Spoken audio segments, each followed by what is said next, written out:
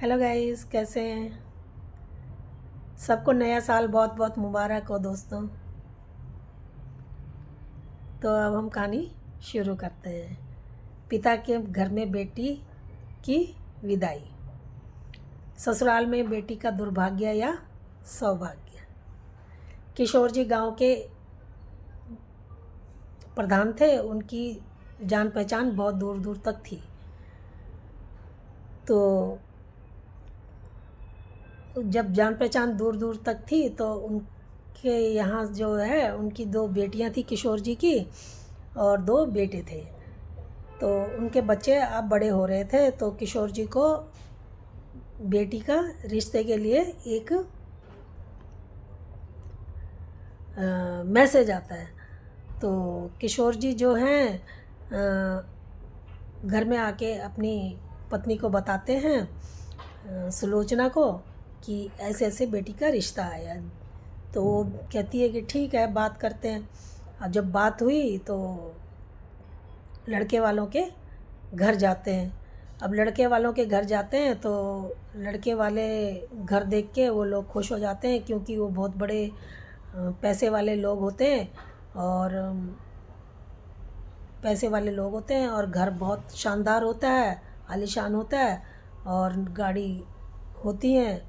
तो सब कुछ उनको अच्छा लगता है। लड़का भी पसंद आ जाता है, लड़का देखते हैं तो पढ़ा लिखा भी होता है।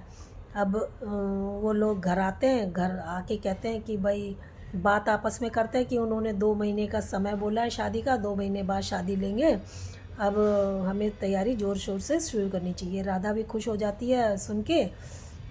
और अब बारात की तैयारियां की जाती हैं, शादी की तैयारियां।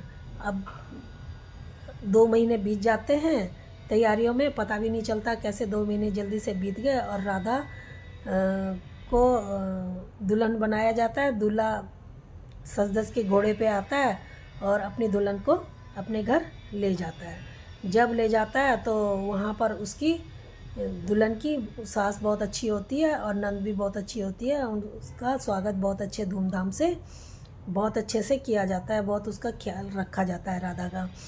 अब लड़के का नाम देवेश था। अब देवेश जब रात को कमरे में आता है तो राधा बैठी होती है। अब वो आता है तो बातें उससे करने लगता है। बातें करते करते ही उसके पास बैठ के बहुत टाइम ऐसे ही निकल जाता है। जब बहुत टाइम ऐसे निकल जाता है, उसको कहता है कि सो जाओ, अब थक गए होंगे, मैं भी बहुत थक गया हूँ, मैं भी सोना चाहता हूँ। दोनों लेट जाते हैं। अब लेटते हैं तो वो तो सो जाता है, उसको तो नींद आ जाती है देवेश को। राधा को नींद ही नहीं आ रही होती है। वो सोचती है कैसा लड़का है, और सो गया। और आज तो हमारी शादी हुई है और इसको सोने की पड़ी है। अब वो सोता है तो आधी रात को उठ के वो चुपचाप निकल के चला जाता है। तो उसकी आंख लगती है तो वो चुपचाप निकल जाता है। अब जब निकलता है तो सुबह फिर रात को देखती है, खुलती है उसकी नींद राधा की, वो देखती है नहीं, कहाँ गायब हो गया। तो सुबह फिर नींद खुलती है 4 बजे के बाद, तो देखती है कि वो तो यहीं सोया हुआ है। अब ठीक है, ऐसे ही काफ़ी दिन निकल जाते हैं। यही सिलसिला काफ़ी दिन तक चलता रहता है। अब राधा जो है कि किसी को बोल भी कुछ नहीं सक रही थी घर में, कि क्या बोले रात को। अब एक दिन क्या होता है कि वो देवेश निकल जाता है घर से जब, तो राधा दूसरे उससे पूछती है, जब वो दूसरे दिन मिल, कि क्या बात है, रोज़ का सिलसिला यही है, कहाँ जाते हो, क्या बात है। वो कहता है कि मैं सारी बात तुम्हें थोड़े दिनों में बता दूंगा, अभी तुम मेरे साथ चुप रहो और बुरा मत मानना। तो वो चुप हो जाती है। वो सोचती है होगी कोई बात, क्या पता। अब ऐसे ही एक दिन वो चुपचाप से रात को, आधी रात को निकलता है देवेश घर से, और दूसरे दिन सुबह पहुंचता नहीं है। राधा जब सो के उठती है, देखती है वो तो है ही नहीं है। तो उसकी सास जब पूछती है राधा से कि देवेश कहाँ है, वो कहती है पता नहीं रात को कहाँ गए जाते हैं, मैंने तो आपको बताया नहीं, इतने दिनों से रोज़ का यही सिलसिला है, और सुबह आ जाते हैं लेकिन आज तो आए नहीं, पता नहीं क्या बात है।